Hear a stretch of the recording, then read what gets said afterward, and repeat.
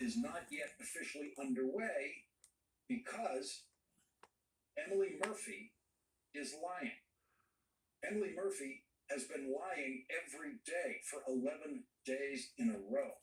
Emily Murphy is the Donald Trump appointee who is now the administrator of General Services Administration after serving in Republican staff positions in Washington for several years.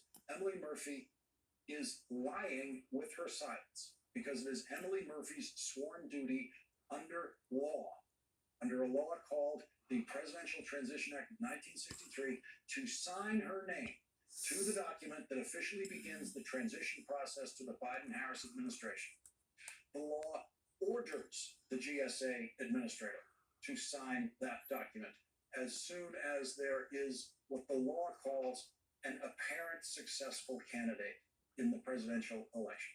The law specifies that, for example, every news organization calling the presidential election for Joe Biden is a more than adequate identification of an apparent winner to trigger the official beginning of the transition. And for 11 days now, Emily Murphy's refusal to sign the document authorizing the transition means that she is silently lying to this country and the world. Emily Murphy is telling the lie that there is no apparent winner in the presidential election. On Monday, Joe Biden said that what Emily Murphy is doing means more people may die. Those were his words. More people may die. Today, in a meeting with healthcare workers, President-elect Joe Biden said this. One of the problems that we're having now is the failure of the administration to recognize. The law says that the General Services Administration has a person who recognizes who the winner is, and then they have to have access to all the data and information that the government possesses to be prepared. And it doesn't require there to be an absolute winner. It says the apparent winner, the apparent winner. And we've been unable to get access to the kinds of things we need to know. And there's a whole lot of things that we just don't have available to us, which unless it's made available soon, we're going to be behind by weeks or months being able to put together the whole initiative relating to the biggest promise we have, with two drug companies coming along and finding 95% effectiveness, efficiency in the vaccines, which is an enormous promise. So I just want to tell you that that's the only slowdown right now that we have. More people may die because of Emily Murphy. The first person Emily Murphy sent out to lie for her was her government-paid spokesperson, Pamela Pennington, who said 3 days after Joe Biden became the apparent winner, quote, "An ascertainment has not yet been made, and its administrator will continue to abide by and fulfill all requirements under the law." That is a lie. Pamela Pennington lied for Emily Murphy, who is not abiding by and fulfilling all requirements under the law.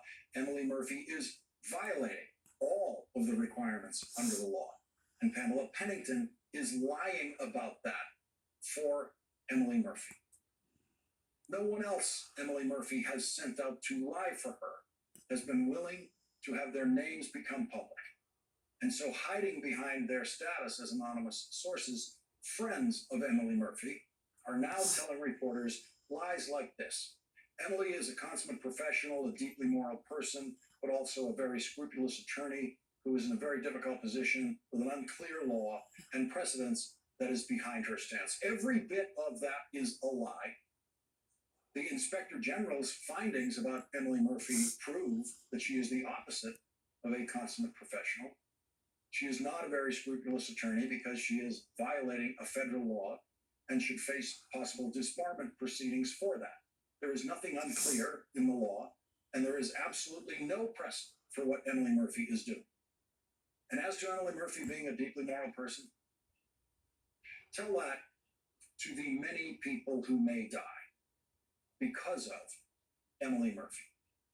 Here's something else Emily Murphy's friends get to say under the cloak of anonymity to reporters now. She's doing what she believes is her honest duty as someone who has sworn true allegiance to the Constitution of the United States of America and the laws that govern her position. Emily Murphy did swear true allegiance to the Constitution, and she violates that oath every day. Emily Murphy is refusing to say whether she's been in communication with Donald Trump about refusing to authorize the transition, an illegal act. But it's not up to Donald Trump. The law gives full responsibility and full authority to Emily Murphy to authorize the transition. If Donald Trump is ordering Emily Murphy to not authorize the transition, while the law is ordering her to authorize the transition, that choice is very, very easy for anyone who has ever lived by their oath of office. When I worked in the Senate, I knew hundreds of people, including elected officials and staff members, including Democrats and including Republicans, who would know exactly what to do if they had to choose between an illegal order and their oath of office. They would do the right thing. They would follow the law. They would do what Christopher Krebs did. Donald Trump fired Christopher Krebs last night because Christopher Krebs told the truth about this election and said it was the most secure election in our history. Donald Trump appointed Christopher Krebs to be the director of the Cybersecurity and Infrastructure Security Agency. Christopher Krebs took an oath of office to do that job, and when he had to choose between what Donald Trump wanted and his oath of office, it was easy for Christopher Krebs. Easy. He chose the truth. He lived by his oath of office, and I'm sure Christopher Krebs doesn't consider himself a hero tonight. I'm sure for him, it was an easy choice. For heroes, it never feels like heroism because they don't think they have a choice. They think doing the right thing is the only thing they can do. Emily Murphy works for Donald Trump. She's not supposed to. She's supposed to work for you. But tragically for this country and the world, Emily Murphy sees herself as someone who works for Donald Trump. And she's always been willing to do what Donald Trump wants her to do. But for the last 11 days, Emily Murphy has become the most valuable player for a lot more people around the world than just Donald Trump. Just think about how pleased Vladimir Putin is with Emily Murphy tonight. Here is President Obama's former National Security Advisor, Susan Rice, earlier today on MSNBC with Andrea Mitchell. This is the most irresponsible leadership during a transition that I think any of us have seen in our lifetimes, if not in the history of the Republic. When you have the President of the United States daily, constantly discrediting the election, pouring doubt on the results, false doubt,